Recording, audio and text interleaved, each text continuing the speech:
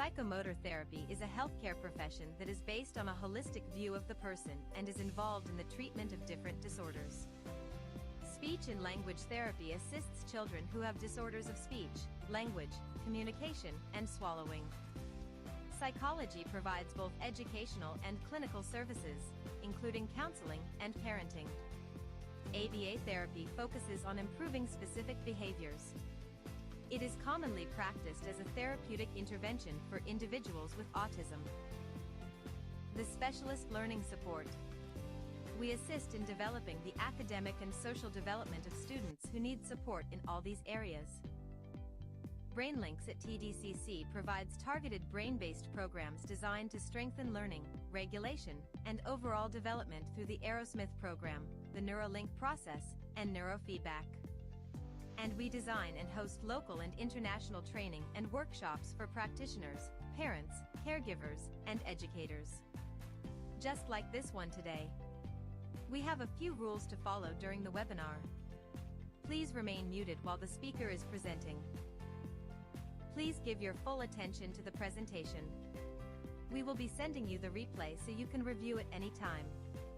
Please be interactive if the speaker requests your participation. During the question and answer session, we kindly request everyone to type their questions in the chat box and the speaker will address them. Welcome to our 80-second community webinar, Autism and Learning, Bridging Home, School, and Emotional Well-Being. We are honored to welcome back Dr. Ruba Tabari as our speaker today. Dr. Ruba is a British-trained consultant educational psychologist with over 30 years of experience working with children, families, and schools across the UK and UAE. She earned her doctorate in educational psychology from University College London and is licensed by the Health and Care Professions Council, UK, the Community Development Authority, CDA, and the Department of Health, DOH. Throughout her distinguished career, Dr. Ruba has led pioneering initiatives in well-being, inclusion, and school development, including helping design Abu Dhabi's well-being policy framework for private schools and nurseries. Her work blends science with empathy, empowering educators and families to better understand and support children's emotional and developmental needs. Ladies and gentlemen, let's all please welcome Dr. Ruba Tabari.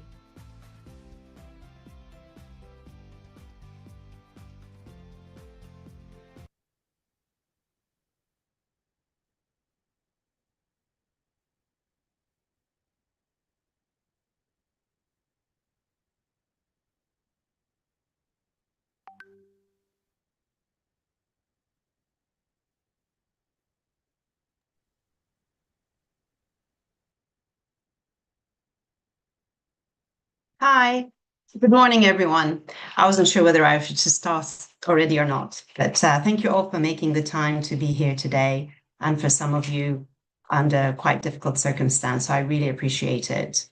Today we're going to be talking about autism and well-being, and I don't have a video to share anything like this, but I would love to know that you're around and you're listening by showing some reactions, thumbs ups, smiles, agreement to something, whatever you feel is appropriate, depending on how the conversation is going. I would like to cover several aspects today, and I am very aware that we probably don't have time to respond to all the wonderful questions that were sent in. I did take the time to go through them, but unfortunately, given the 45 minutes, 50 minutes we have, leaving a little bit of time for questions makes it very difficult to go through everything. Ideally, I would want a whole day, and I would definitely then welcome answering all the questions.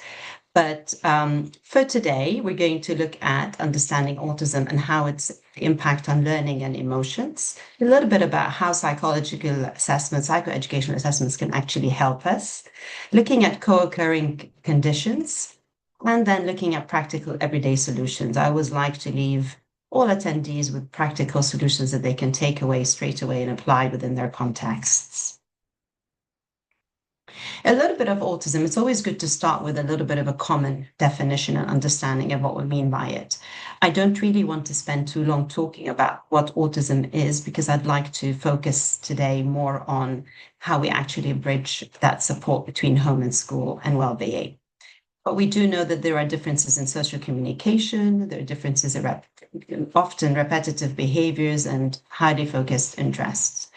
But currently, we define it by, it's a continuum, and we define it by the level of support needed. So we have high level of need, level 2 needs, and level 1 need. I thought it'd be interesting to just point out the frequency or prevalence of autism in children currently, and the latest census that was completed in 2022 by the Center for Disease Control in the US identified 1 in 31 children as being on the spectrum. In the UAE, currently estimates are about 1 in 146. And I say estimates because we don't really have a very clear census yet. Studies are scarce, and I know that the government is keen to collect data and have a clearer census, but at the moment, these are the estimates, probably under-identified because we all appreciate that sometimes in the UAE, parents are hesitant to accept a diagnosis or go forward for an assessment or diagnosis because they don't really want the labels. There is still a little bit of underlying concern about stigma. So at the moment, this is where we stand. How can psychoeducational assessments help? Why do we need them? There are many parents, like I said, who are very hesitant to come forward for a psychoeducational assessment, and they worry about what that means for their child, the stigma associated with it. Really, it allows us to identify and honor the individuality of each child who has autism, because we know that no two children with autism are the same. And so to make assumptions just based on our knowledge or our diagnostic criteria is not really fair for the child.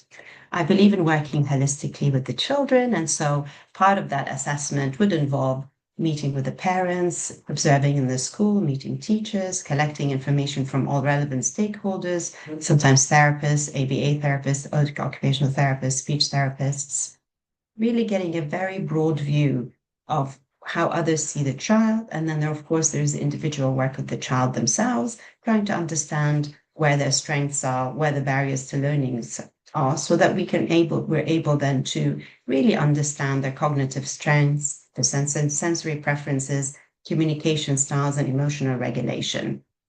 And really, without that, we could not have a full picture. It'd be very difficult to form a clear picture where we can then move on to considering what is appropriate for that individual person. And we all are individual in our own ways. Another thing to really consider, and that is very important, can someone, Firdaus, can you mute yourself, please? Just a second. I shall try and mute her myself. There we go.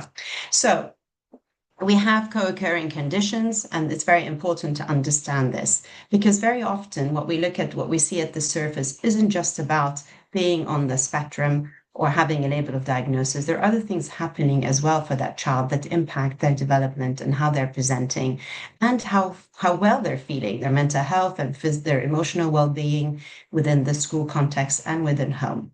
So we know that there is a high prevalence of ADHD, almost 30 to 60%, and that can affect impulsivity, it can affect attention difficulties, increase learning challenges, because obviously the child is not able to sustain attention and pay attention to what they're learning and the learning environment.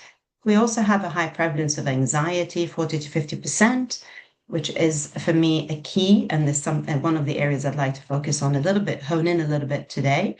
And then we have the sensory processing disorder, at 20 to 40%, affecting how they're able to respond to the environment, the feelings of overwhelm, under responsiveness.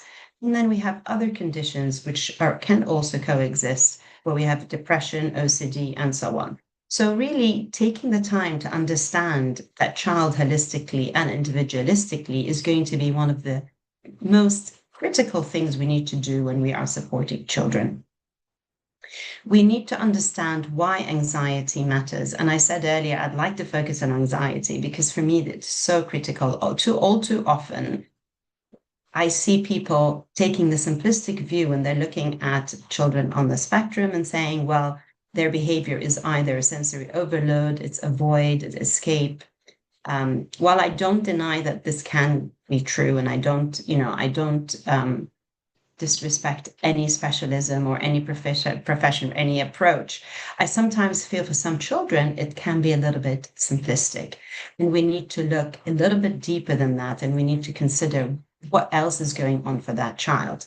Given the high level of anxiety that I mentioned earlier that is present in children on the spectrum, we cannot ignore it. Now, I apologize for this busy slide, but if we look on the side at the picture of the brain, we can see two parts. There's the frontal cortex, which is in light gray, and that is responsible for your problem reasoning, problem solving, decision making part of our brain. And then we have a tiny bit here that's in gray, amygdala. And that is sometimes referred to as our emotional brain. Now, with the amygdala is a very basic part of our brain, which plays a huge part. It's responsible for our reactions to any strong emotions that we feel. So if we're feeling anxious, if we're feeling depressed, if we're feeling lonely, it will kick in very quickly. Now, the amygdala is also responsible for our flight, fight, freeze response. So we know that when we are in that state, if I feel threatened, if I'm feeling uncomfortable, if I am feeling overloaded, anxiety kicks in, and anxiety then prevents me from being able to think clearly. And then as a reaction to that, I am unable to reason, make the right choices, think logically about my reactions, and then it will affect my attention, it will affect my learning, it will impact me in many, many ways. So for me, when I'm thinking about how can I support a child on the spectrum, really understanding, like I said, the coexisting conditions, the co-occurring conditions, what else is happening is going to start to give me some of those really important answers. And anxiety for me is a big one. When I have worked with children in the classrooms, when I've worked with them at home, parents talk about intense reactions to small events. In school, we get intense reactions, and sometimes it's put down to sensory, sometimes it's put down to change of routine. Yes, those are true, but the underlying root cause is that these things trigger the anxiety, the discomfort in the child, and so as a result, the amygdala kicks in, and then we're unable to calm the child down easily and reason with them easily, naturally, because the frontal cortex is not available to them. So, how can we help? The focus today is on helping. So now we know that every child is unique.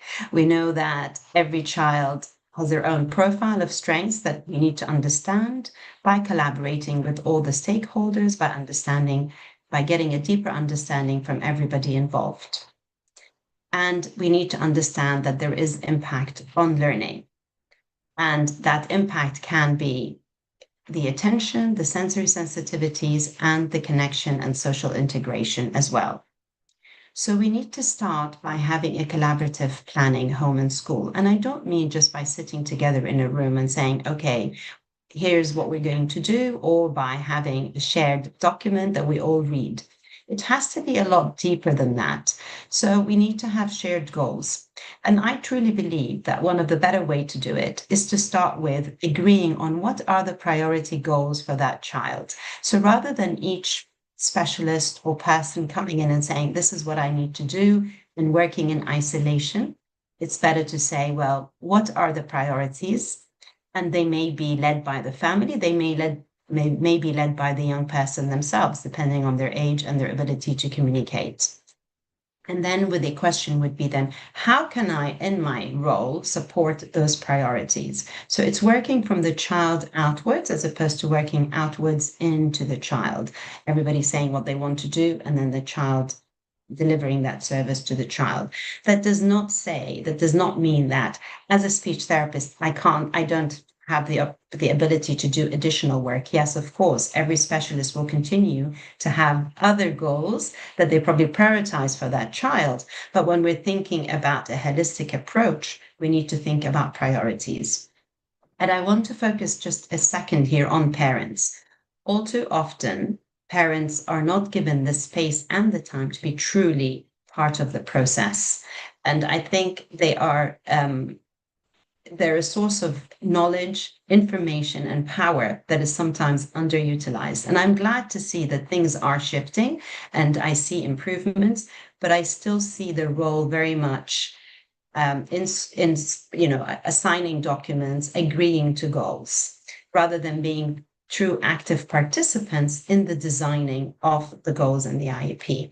And where I have been able to have them completely involved in the process and interactive and proactive, it's made a huge difference. Now, this comes with a caveat that, of course, what the parents see at home may be different to what people see in other settings, and that's normal for all of us. We don't behave the same way in different settings, but it does not mean that our individuality in those different settings are wrong. They're just different. We are not the same at home as we are in the office, as we are with our friends.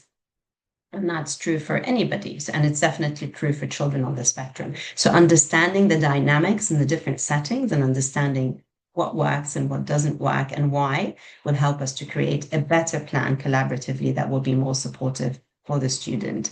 And if I was going to give advice, I would say that the longest time needs to be spent on creating that shared information sheet. And that is I don't know, for me, the gold standard, really.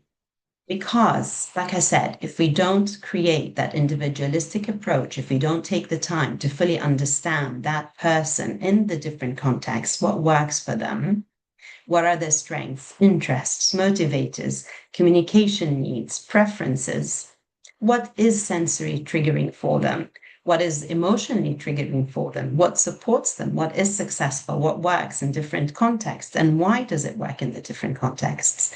Because until we have all that information in one space shared by everybody and it's understood by everybody, we cannot begin to form the in-depth, rich picture that we need about this individual child to be able to support them. And by developing this rich picture, we are then able to, importantly, be preventative. Because all too often we are reactive. We wait for something to go wrong and then we're trying to solve the situation. Why is this not working? Why is this not happening? But if we start with a real in-depth understanding, which will have to involve everybody in that child's life, to say, okay, what does work? What do we know about this child? What can the child share with us? And, this information sheet becomes so important when a child is nonverbal because they're not able to express. When you work with children who can express themselves, it makes our job a little bit easier. But when they can't, it is up to us as adults, teachers, parents, therapists, to really take the time to look carefully, not just stay with this model of they're avoiding a task or they're trying to escape a situation. Like I said, it's valid, but we go a layer deeper. We go 2-3 layers deeper and think analytically. What is this child communicating? What can we learn? What are they saying? What are they telling us? What are they not telling us? And then start to create this really rich information sheet, which would then make it much easier for everybody to work collaboratively because we're all working from the same playlist. We're all working from the same starting point.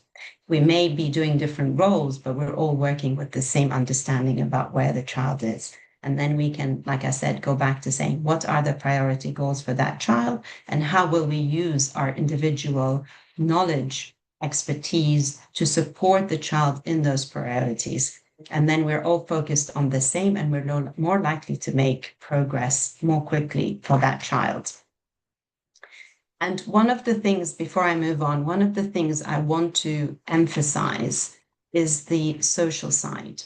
So as you know, I've been working for over 30 years and I've worked with many, many young people on the spectrum who have made huge progress and have done amazingly well. I'm in awe of them, of how well they're doing and the motivation and determination they have showed.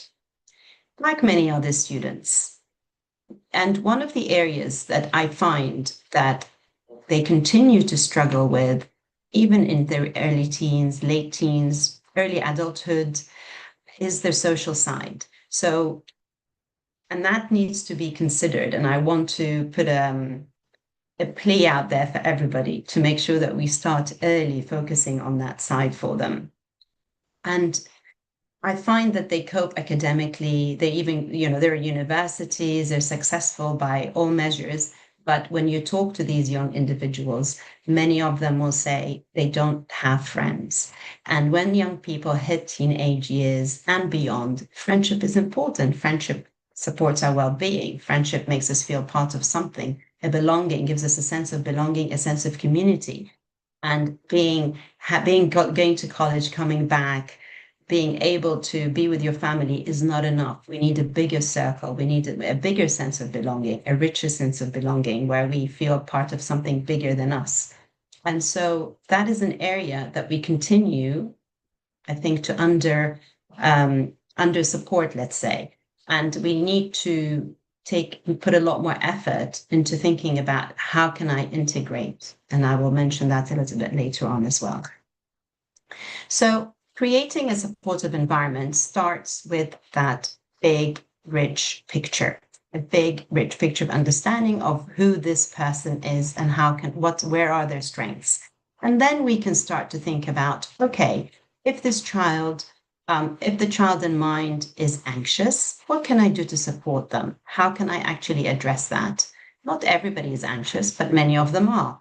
So I can think about things like predictable routines. I can think about daily schedules. How can I make their life predictable without being too rigid? Because we don't want to be too rigid. Again, everything needs to be taken into consideration in an analytical perspective. Some children, for example, once you start a routine with them, it's impossible to break. And then it works against the child and against the learning environment or the specific environment they're in. So everything needs to be considered individually. However, we think about anxiety and we think, well, what can I do to help? We know that preparation helps. Knowing what's coming next helps.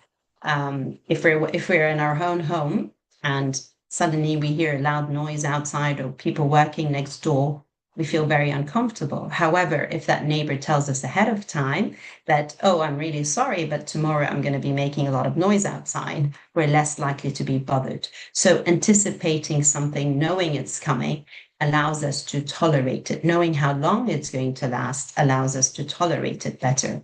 So that supports the anxiety, but it also supports sensory.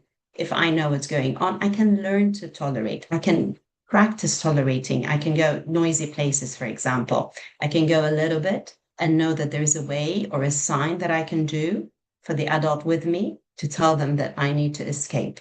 So I don't have to be forced into that level of discomfort, to which point my amygdala is completely out of control and firing, and I can't then reason and I have a meltdown. So how can I then, regulate that slowly, slow introduction, slow exposure at a time, but it only works again if you know the child really, really well.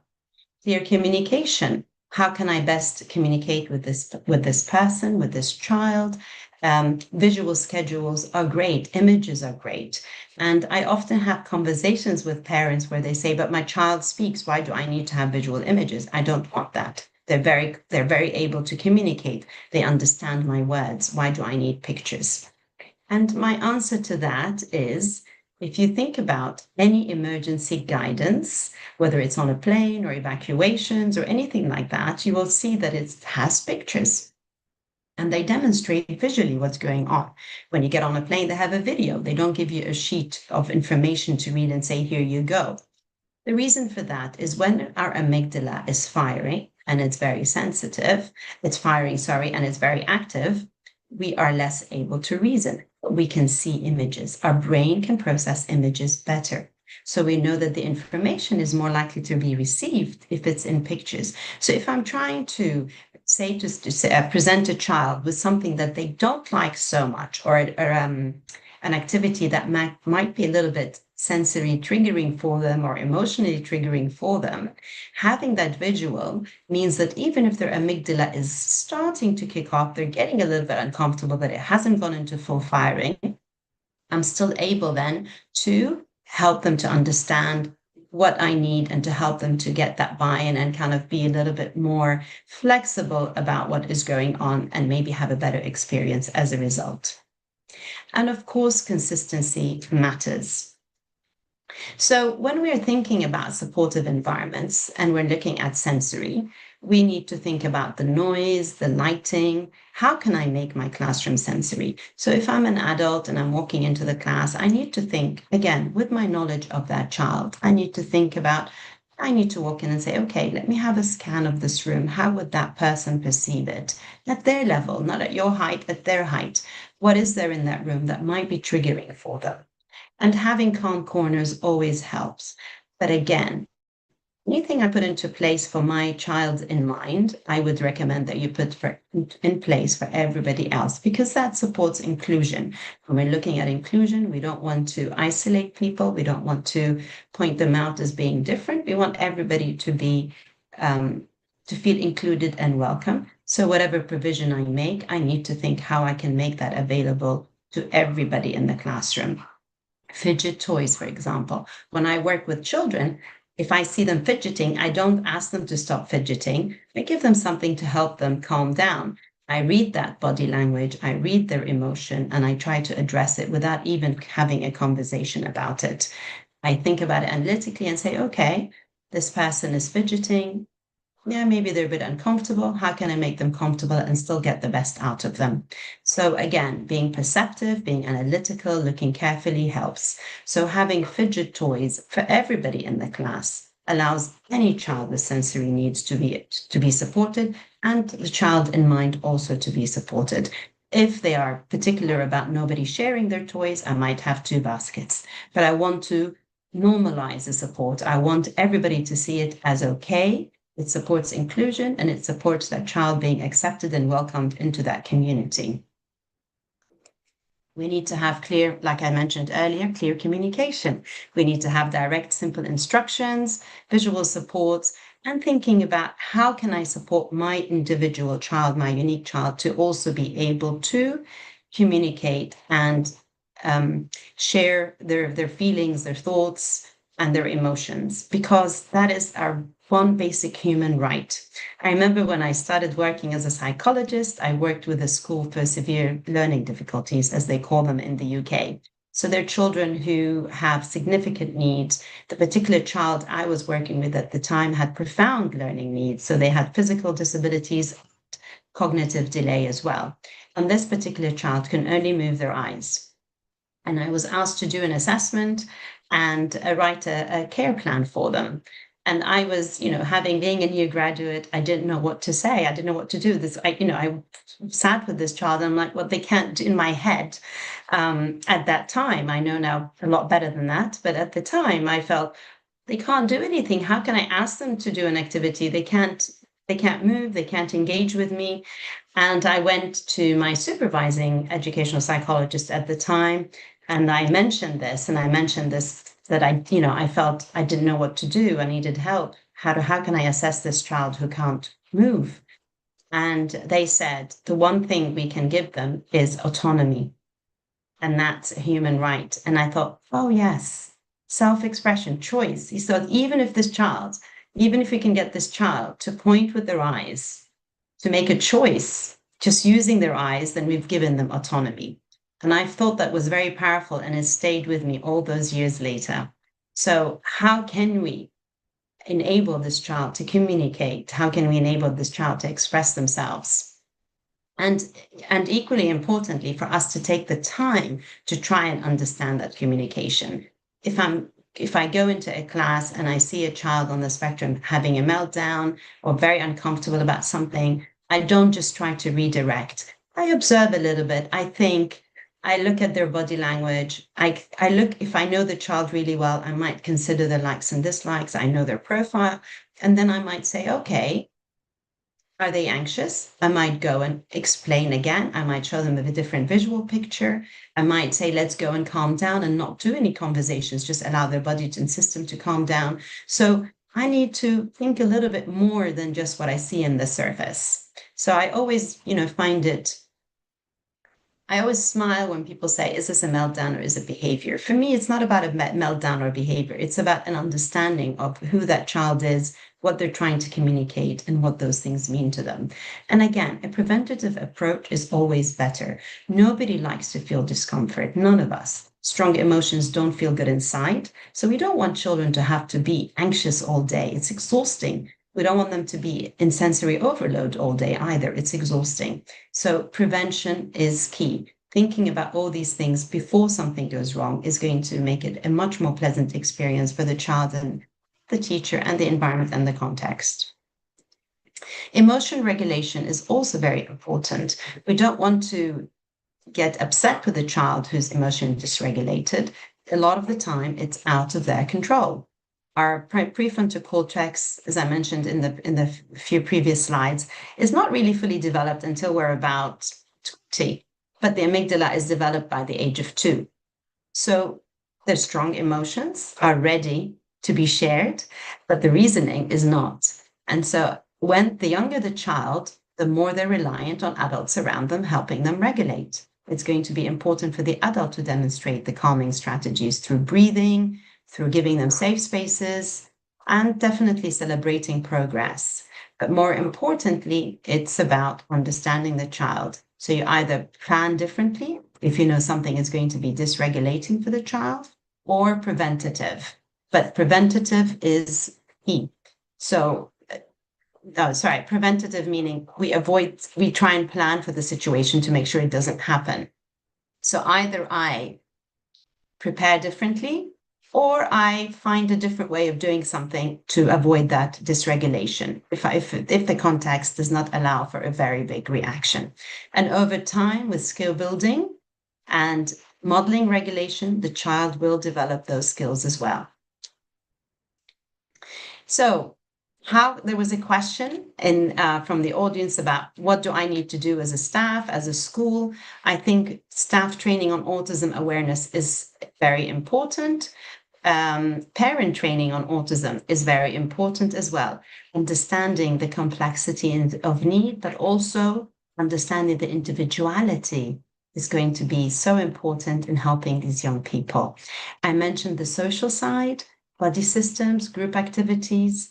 We really need to start early. We need to encourage friendship and acceptance. And that starts by normalizing things I provide in the environment, by creating opportunities to socialize in real ways, not just with the individual assistant if they have them, but also, for example, I was talking to a family yesterday and I suggested they teach a child a specific game at home. And when that child has understood the rules, they can then take it and try and play it with somebody at school.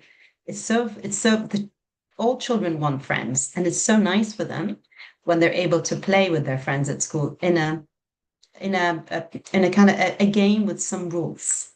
Because again, if they don't learn to play some of the games with the rules, there comes a point when everybody else in school is playing a game with the rules and they're left out. So we need to try and think about how we can help them bridge those communications and interactions within the learning environment and the home environment as well.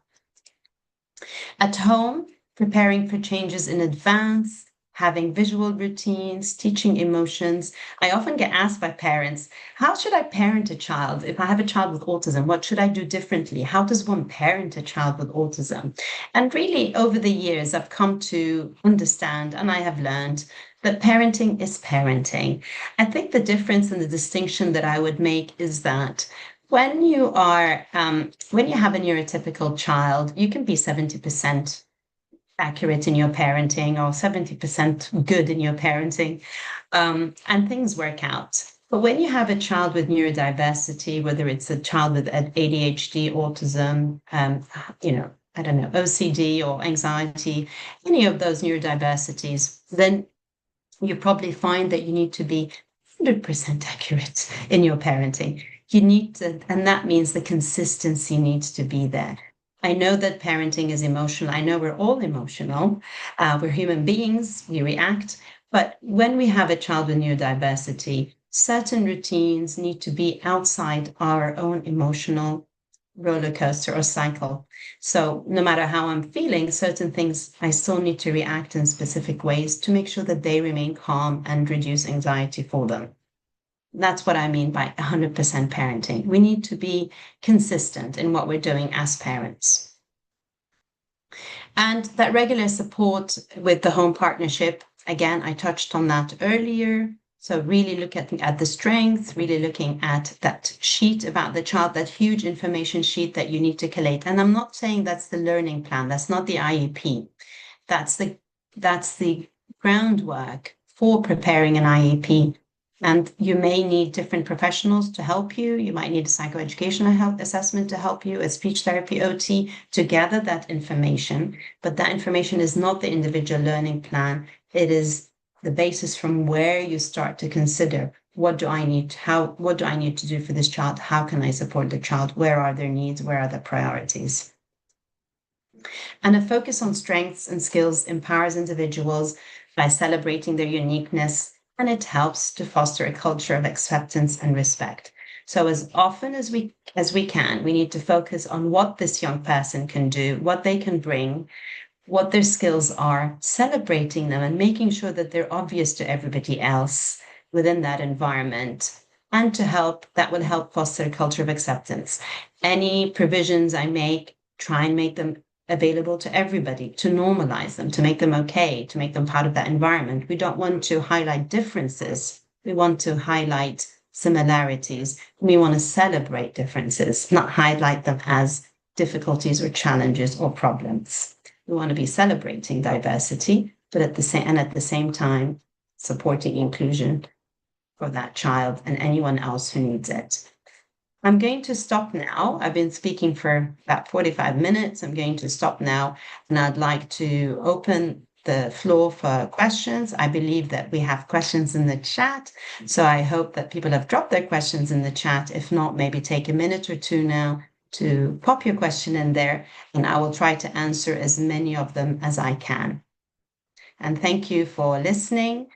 And please, my key takeaway is create this big learning plan for the child that you're working with.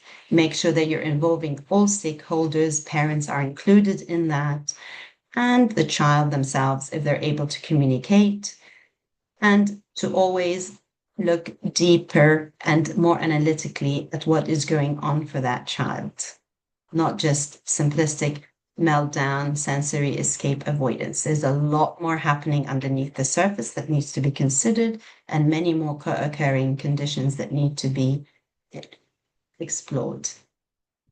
Thank you. So questions. I believe the team at TDCC will give me the questions. Hello, Doc. Yes. So thank you so much for this beautiful, very informative presentation. And yes, we have a question here in the chat box. First question: how can you support parents who perhaps are not emotionally literate or value emotional regulation? Good question. And I think, thank you for that. I often get questions about parents who maybe, like this one, maybe don't value emotional regulation, or sometimes don't want to believe a diagnosis, or don't understand the depth of the diagnosis and the implications for it. I usually spend some time listening to the parents, and I try, when I meet with parents, that for me, the ratio should be 90% them talking and 10% me. And if I do a lot more talking than that, then I haven't done enough listening. And the reason I do the listening is I find that sometimes it takes me half an hour and I'm listening. And then I pick up something that is of value to them. I try to understand what is meaningful to that parent, what is valuable to them as a family. And from there, I start to address whatever I need to address. So I'll give you an example. I worked with a family where the parents were the mom was on board, but the father was very hesitant about therapy and didn't really believe in therapy, like occupational therapy and speech therapy. And that particular child was nonverbal. He was about 8. And it was really, really important that they have this therapy. And so I spent a lot of time with mother, but dad wasn't very present. You didn't always come. And one time I did have him in my room and I listened. And then I picked up something about he enjoys going to the mosque on Fridays, enjoys fishing, which is something the child also, fishing is shared joy between them and the father.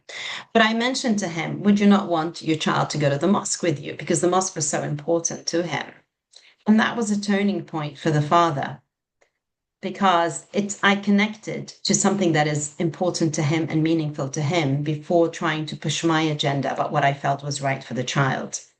So if it was an emotional regulation situation, I might say, what would a good day at your home feel like? If you woke up, what would be a good day for you? And then try and understand from them. And then it may be that within that conversation, I might find a link to emotional regulation and say, well, what if I told you that this is how we can get there? And then I give a definition of emotional regulation. Then it might make it more personal, and it resonates with them more personally, and they might be more engaged that way. Good. Thank you, Doc. Before I read the next question, I'd like to thank you to all the 100 participants who are here with us today. Thank you so much for your time. And the next question would be, um, how to manage fixation in those neurodivergent students. Fixations, it depends. Some fixations are very healthy. No, I have worked with children who actually love reading, and that is not a bad fixation. It depends what they mean by fixation. So I think we understand different things by that word. If it's highly focused interest, then you could use it as a motivator. Sometimes it's a great way to use as a motivator because it allows me to introduce different things to the child. It may be that I would sandwich them. So I might do something that's a little bit less, I'd start with the high interest and then maybe shift to something of interest, but a little bit less important, and then work on those shifts so that I'm allowing the child to move away from their fixation to something desirable, but less so. And then when I get that shift comfortable, that transition is comfortable, then I might then add something that is a little bit even less comfortable. So if I'm making any sense here, I'm going down in the level of desirability from the high interest to less interest. And when I get that transition right, then I move to the next one and the next one and so on. So I work my way down to something less interesting or maybe not non-desirable, but I take my time by teaching that transition and allowing the child not to be emotionally overloaded. So that sandwiching helps. So do what you love, a little bit of less love, and then more what you love, and so on. Thank you, Doc. Next question would be, how can we support parents who are in denial about the stage of the child and don't want LSA to use reinforcement during sessions? Again, that's very common. I've come across this a lot. And again, it's the same as I would say the answer is the same to my previous one about emotional regulation. I would actually work with the dream in this particular instance. So I might talk to the parents about where do you see your child in 5, 10 years? What are your aspirations for the child? What were your hopes? Because we mustn't forget that parents sometimes are bereaving that image of a perfect child that they were hoping for. And it's big when you have a child on the spectrum that you weren't expecting. And I think one of the challenges for parents probably as well is that sometimes the emotion isn't as demonstrative. So maybe a child doesn't hug their parent a lot or doesn't tell them they love them. And so the parents don't get that instant feedback that maybe we would get with a neurotypical child. So you've got those two elements going on, the connection without that emotional demonstration. I'm not saying that children on the spectrum don't have emotions. They're full of emotion and they're full of love, but maybe they show it differently.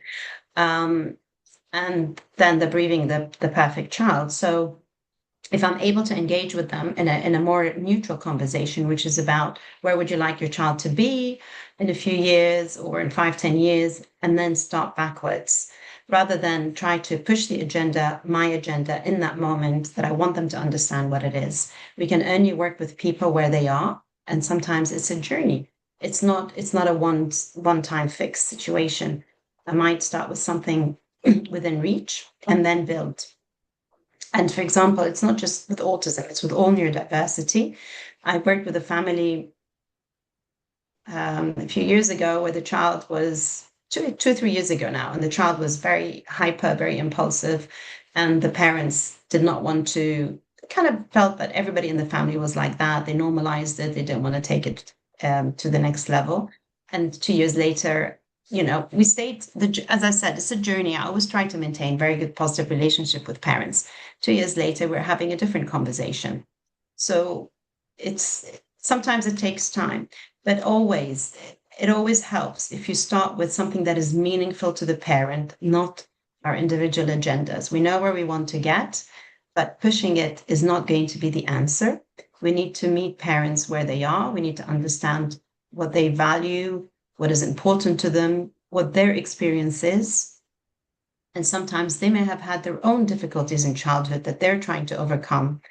Maybe it's buried trauma. So we need to understand all of that before we're able to push the agenda of, well, you need to understand what your child needs. It comes in partnership, but it starts with understanding. Yes, Doc. Thank you. And the next question is, what can you suggest to parents who are being asked to provide LSA for their child and they cannot afford it? Child can be very smart and brilliant, but sitting down is a bit of a problem since kid is 4 years old only. So I'll tell you what I have said to parents myself.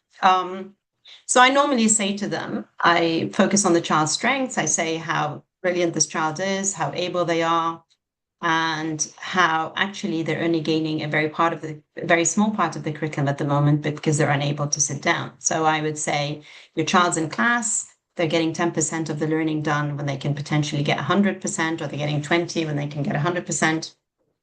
80%, whatever it is. The idea is to say that they're not getting the maximum benefit by being in that environment.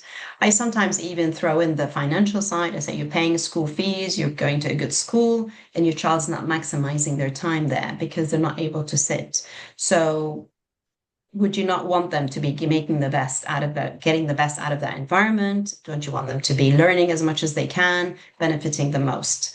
And again, when you start like that, very few parents are going to say, well, I don't want my child to learn, or I don't want my child to be in that environment. I would say 100% of my experience, at least in my 32, 33 years experience, all the parents would say, yes, of course, I want my child to learn. And they all would say, I'm paying fees and sending them to good school because I want them to do their best. And then I would say, well, at this point in time, we have two options. Here, they're too young. We're not going to, maybe they're ADHD, whatever, but we're not going to, or sensitivity, we need time to address those. So if we have an individual assistant, it's going to help the child focus and do better. They're going to redirect the child. A lot of the parents worry about the child developing helplessness. So I would say, and I agree, sometimes the LSAs are too overbearing. They're too much on top of the child, and they're doing too much. But that's our job then to make sure that whether we are therapists, psychologists, teachers, inclusion heads, inclusion teachers, to make sure that we are observing what's going on and we are thinking of the priorities for that child. And we're continuously revisiting, balancing it, but also revisiting this plan. And the priorities need to be reevaluated constantly. They're not static. It's a dynamic, active process. Thank you, Doc. Next question is, any suggestions to have a calming corner in a class where there is challenge with physical space and no empty rooms that they can be taken to? So maybe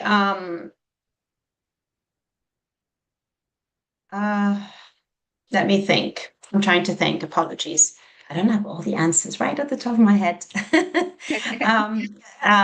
So if I don't have space, I suppose maybe just like, even if you have just a table and you create a table where you put a sheet in front, or you put some of the leaves or anything that makes it look like a bit more of a corner, more of a hidden corner, a kind of a paravan or maybe a cupboard or anything like that, without adding extra furniture or creating it doesn't have to be a beautiful, like, decorative aesthetic space. That's not what we're aiming for. We're aiming for somewhere where somebody can go and say, well, I need a calming corner. You might even consider having a little light, maybe a small light on the desk, noise canceling headphones, maybe a different cushion. So it's really about the atmosphere and the ethos that that corner would create. What would that child need? Is it a visual block? Is it noise with a sensory overload? Is it a fidget toy? Is it a cushion? Is it a soft toy? I have in my office, for example, a weighted toy, which is calming down. I bought it specially because it's weighted. It's about 2 kilos. So when children carry it, it gives that sense of calmness as well. So I would experiment in those ways. And it could be just a regular desk in the classroom that is in the corner somewhere. It doesn't have to be additional furniture in a lot of space. Thanks, Doc. As we have some questions on the chat box, how many questions that we can answer for now, Doc? Because we are actually running out of time now. Yeah, maybe a couple more, because I do Okay. have another meeting, unfortunately. Yes, thank you for A that. little bit after 12. Yeah, let me check the next question here. How can teachers avoid burnout when supporting children with emotional needs? Can I ask some more few tips? Thank you. Such a good question. I'm a huge advocate of teacher well-being. You're at the forefront of all of this, and you need to be feeling comfortable and well to be able to support all children, including especially children who are neurodiverse. So part of it is a school system, and and I hope that a lot of the schools now are starting to consider school systems and how they can be supportive of teachers.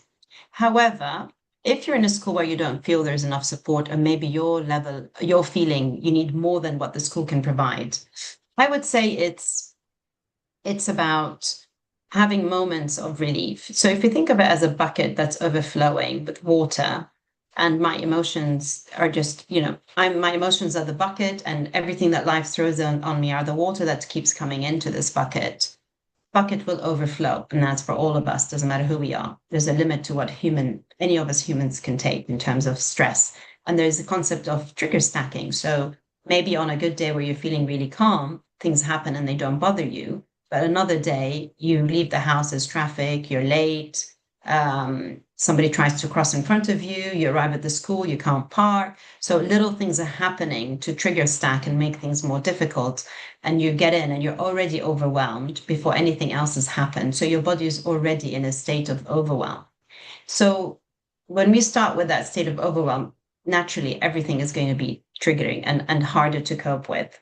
So what we do with that bucket is we create holes in that bucket. So how can I create little moment, even if it's short moment activities that can help me to calm down? So for example, if I'm driving and I'm feeling overwhelmed and I'm late and I know I'm going to get into school and I'm going to be a little bit hyped for the job, and I know that I have a hard day ahead of me, I might put a song that particularly calms me down. I might take a moment more in the car park and do some really good breathing, like 4-7-8, where you breathe in for 4, hold for 7, breathe out for 8. You do that a few times, focusing on the breath. That means my system is going to be calming down. That means my starting point for when I go into a class, I'm already a little bit more regulated than I would be otherwise. If I'm already in school and I started my day well and I'm finding it's very difficult, I might then in my break time, take time to leave, not go to the staff room, maybe go to a place where I can actually help myself regulate, whatever that regulation means for me. Some people need to walk because you get rid of the some of the stress hormones, the cortisol. You can go to your car and sit for a few minutes and do deep breathing, close your eyes. You can listen to music. So give yourself that permission and that break to, rather than if coffee is what you need, then have coffee.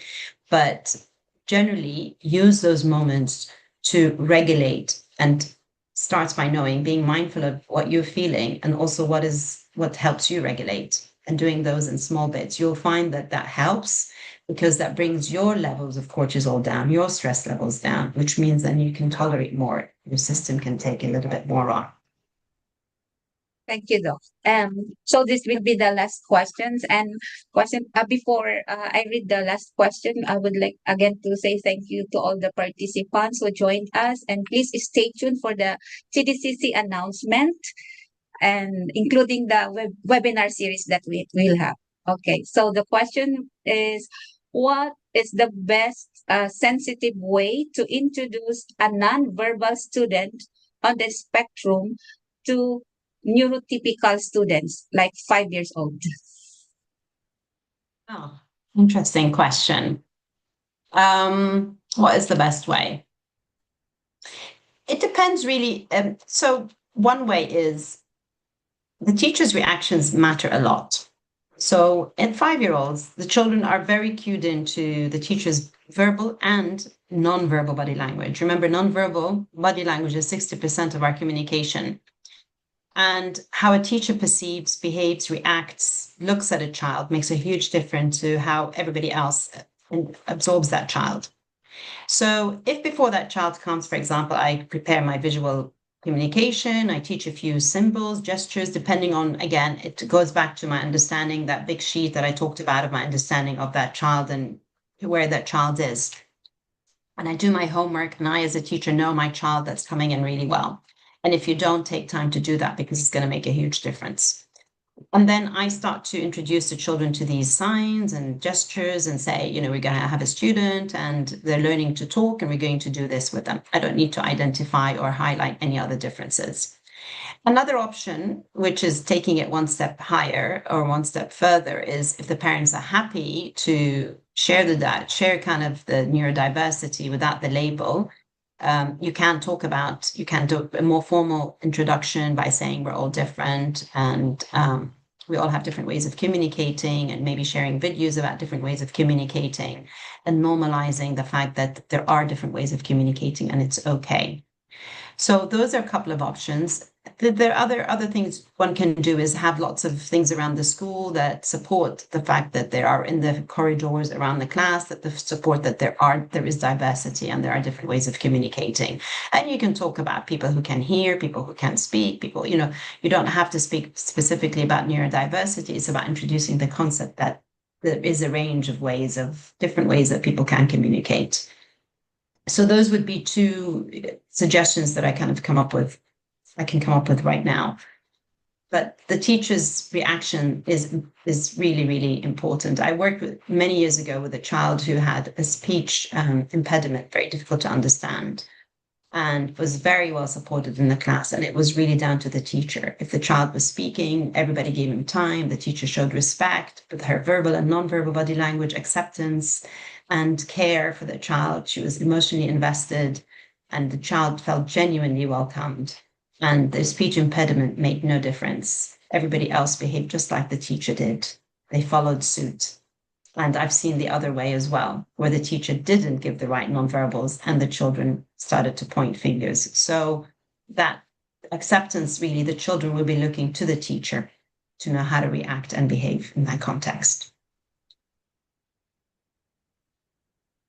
Thank you so much, Doc. You're welcome.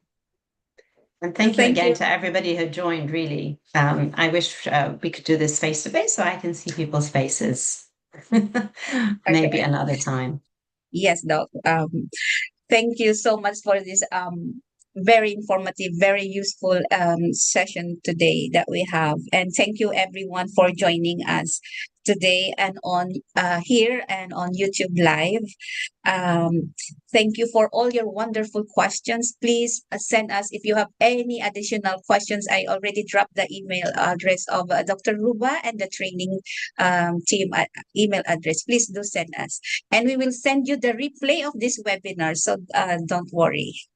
Okay, and so stay tuned for our TDCC announcement, including the next webinar series. Thank you, everyone. Have a lovely Bye. weekend.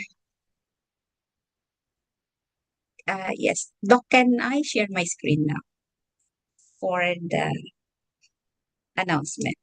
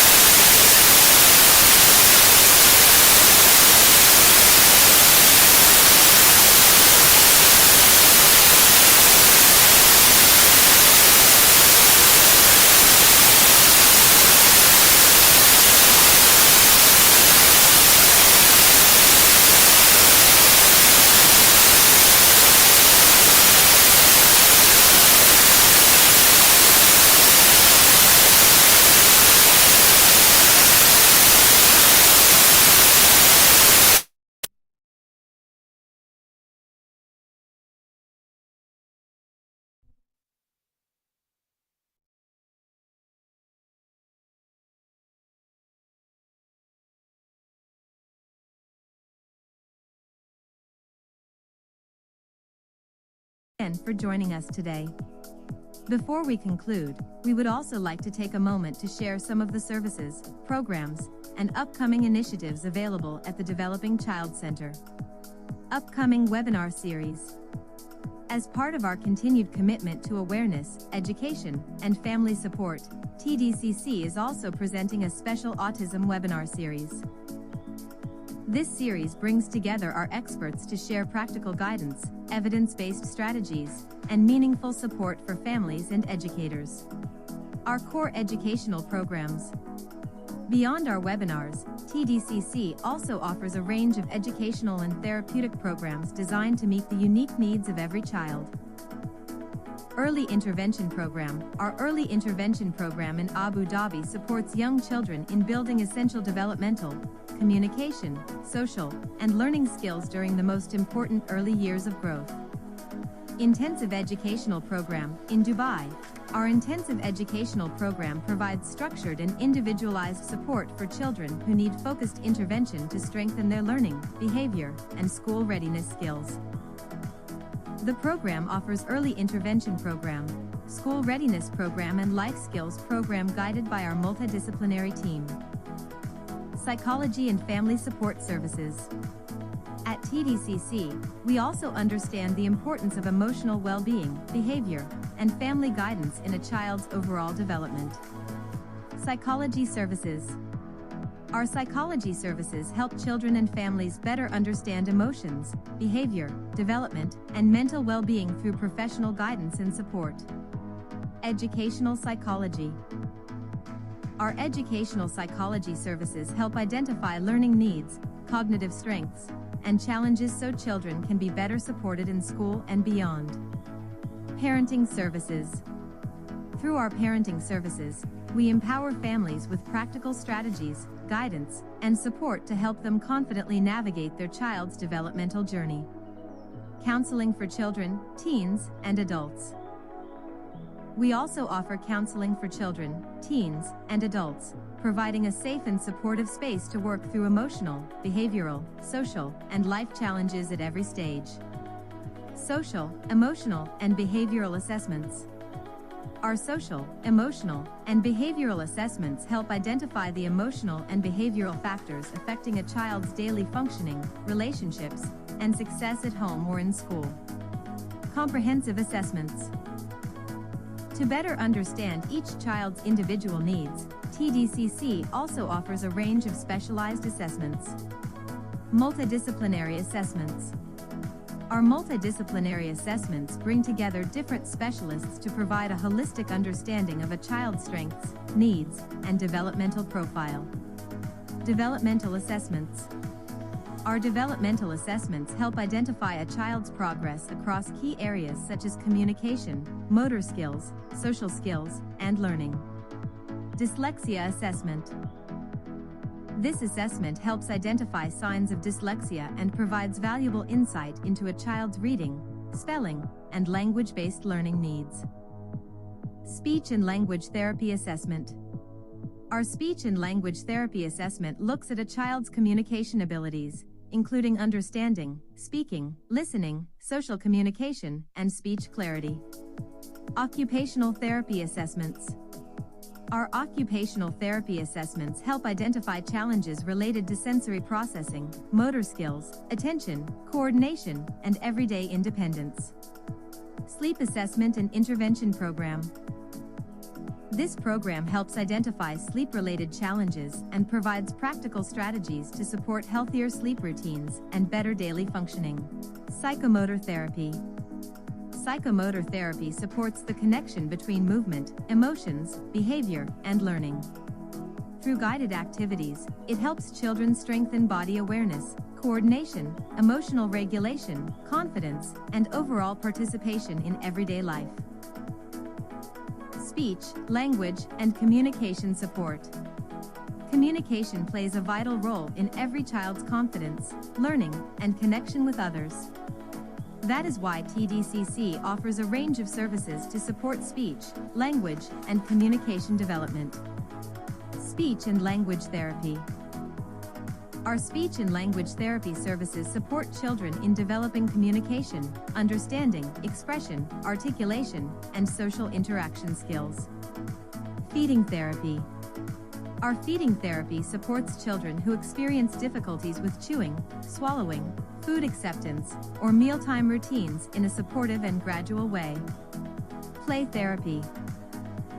Through play therapy, children are supported in expressing feelings, processing experiences, and developing emotional regulation through the natural language of play. Occupational therapy and daily living support. TDCC also provides occupational therapy and daily living support to help children become more confident, regulated, and independent. Occupational therapy. Our occupational therapy services help children improve the skills they need for daily life, including play, learning, motor coordination, attention, and independence. Sensory integration therapy. Through sensory integration therapy, children who have difficulties processing sensory information can become more regulated, focused, and comfortable in everyday settings. Handwriting program. Our handwriting program helps children strengthen the fine motor, visual motor, and coordination skills needed for clearer and more confident writing. Toilet training program. Our toilet training program provides structured support to help children build readiness, confidence, and independence in toilet training. Listening therapy. Our listening therapy is designed to support attention, auditory processing, communication, and learning through targeted listening-based intervention. Tinnitus therapy. We also offer tinnitus therapy, a sound-based intervention that supports listening, attention, language, emotional regulation, and overall brain development. Specialized therapeutic interventions. For children who may benefit from more targeted intervention, TDCC also offers a number of specialized therapeutic services. Neurofeedback therapy. Our neurofeedback therapy helps train the brain toward healthier patterns that can support attention, regulation, emotional balance, and overall functioning. Neurolink process therapy. Our Neurolink process therapy supports brain-body connections that can positively influence regulation, learning, attention, and emotional development. ABA therapy. Our ABA therapy uses evidence-based strategies to support communication, learning, behavior, social skills, and everyday independence. The Aerosmith program. An evidence-based cognitive training program that strengthens the brain's learning functions to create lasting change. It is done online and available for children, teens, and adults. Educational therapy. Our educational therapy provides individualized support for children who need help with learning skills, academic confidence, and school-related challenges. Dyslexia and Dysgraphia Intervention Program. This supports children with reading and writing difficulties through targeted intervention that builds stronger literacy and written expression skills. Summer Intensive Program. During school breaks, our Summer Intensive Program offers focused support to help children continue progressing in key developmental and academic areas. Phonics Boot Camp. And through our Phonics Boot Camp, children can strengthen foundational reading skills by building confidence in sounds, letters, decoding, and early literacy. Parent and caregiver empowerment. At TDCC, we believe that empowering families is an essential part of every child's progress. Caregiver training. Our caregiver training equips parents and caregivers with practical tools and strategies to better support a child's development in everyday routines. Empower Me program. Through our Empower Me program, families receive knowledge, guidance, and hands-on support tailored to their child's unique needs.